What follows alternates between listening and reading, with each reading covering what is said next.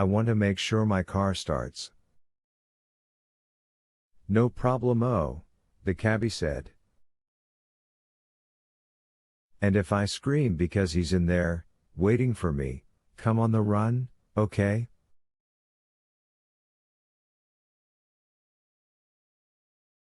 But she wouldn't have said that even if she could have done so without sounding absolutely bonkers.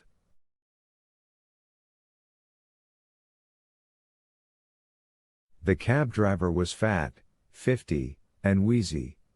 He'd be no match for the giant if this was a setup. Which in a horror movie, it would be.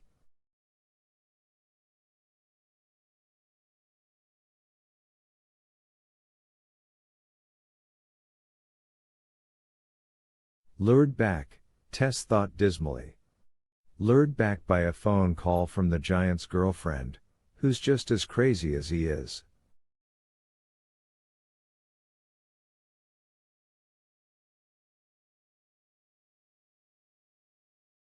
Foolish, paranoid idea, but the walk to the Stagger Inn's door seemed long, and the hard-packed dirt made her walking shoes seem very loud, clump-cleed clump.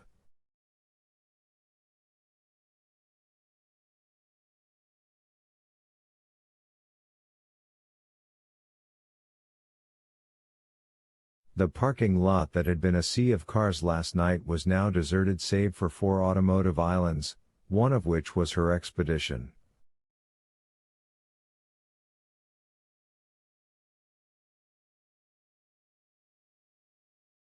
It was at the very back of the lot, sure, he would not have wanted to be observed putting it there, and she could see the left front tire.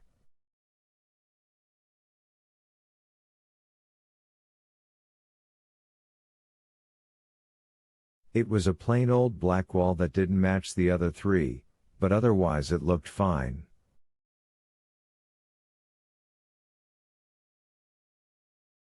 He had changed her tire.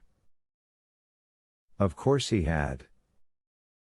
How else could he have moved it away from his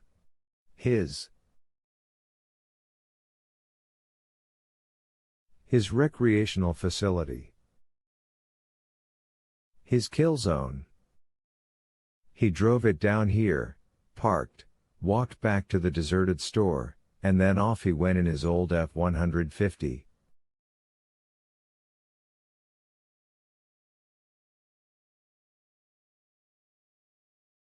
Good thing I didn't come to sooner. He'd have found me wandering around in a daze and I wouldn't be here now.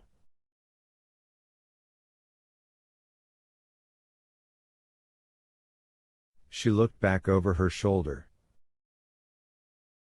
In one of the movies she now could not stop thinking about, she surely would have seen the cab speeding away, leaving me to my fate, but it was still right there.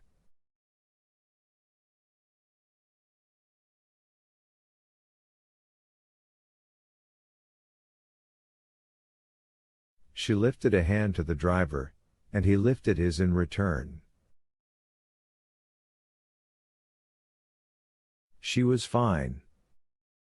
Her car was here and the giant wasn't. The giant was at his house, his lair, quite possibly still sleeping off the previous evening's exertions.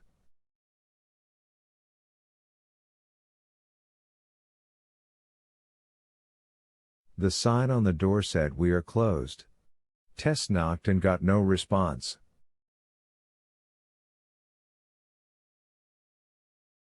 She tried the knob and when it turned, sinister movie plots returned to her mind.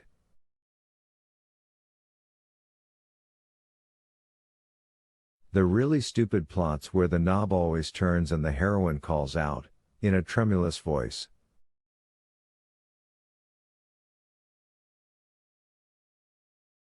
"Is anybody there?" Everyone knows she's crazy to go in, but she does anyway. Tess looked back at the cab again, saw it was still right there, reminded herself that she was carrying a loaded gun in her spare purse, and went in anyway.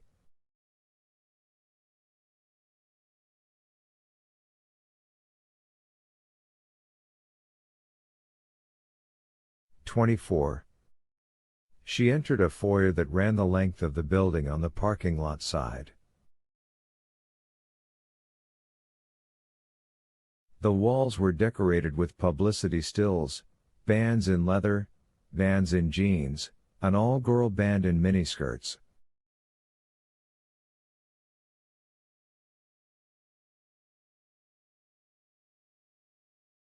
An auxiliary bar stretched out beyond the coat tracks, no stools, just a rail where you could have a drink while you waited for someone or because the bar inside was too packed.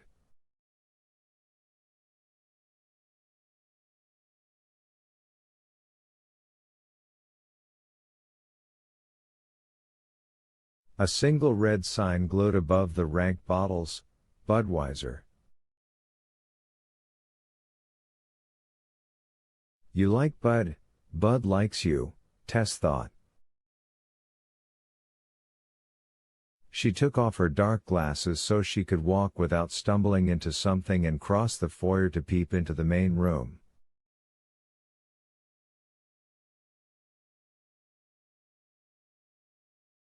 It was vast and redolent of beer. There was a disco ball, now dark and still. The wooden floor reminded her of the roller skating rink where she and her girlfriends had all but lived during the summer between 8th grade and high school.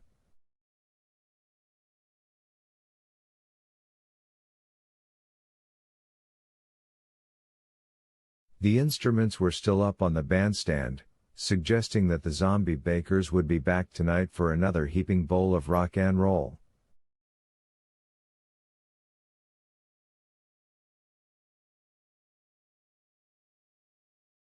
Hello? Her voice echoed. I'm right here, a voice replied softly from behind her. 25. If it had been a man's voice, Tess would have shrieked. She managed to avoid that, but she still whirled around so quickly that she stumbled a little.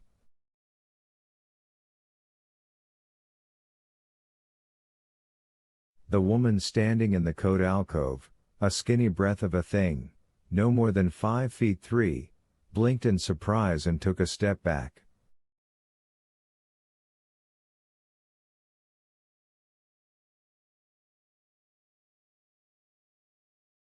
Whoa, easy. You startled me, Tess said.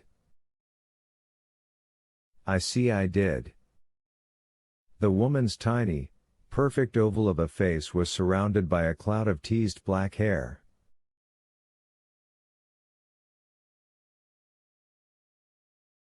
A pencil peeked from it. She had piquant blue eyes that didn't quite match. A Picasso girl, Tess thought. I was in the office. Are you the expedition lady or the Honda lady? Expedition. Have ID?